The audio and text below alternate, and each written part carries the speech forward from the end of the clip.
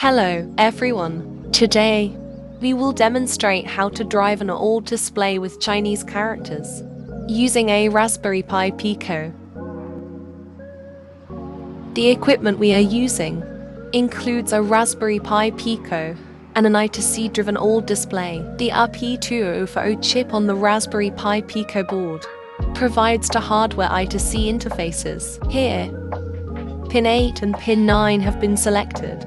First, import the relevant libraries. This is the initialization of the I2C and OLED. This involves creating character patterns F, or the required Chinese characters, and storing them.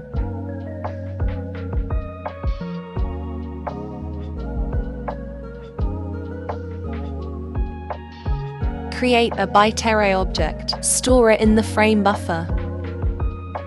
Store it in the frame buffer. We can look up its specific definition in the MicroPython documentation.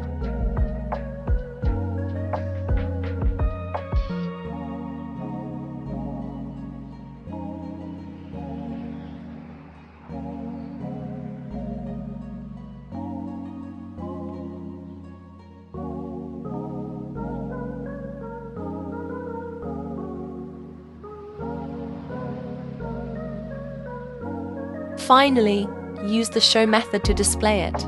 That's all for today. Thank you for watching our video.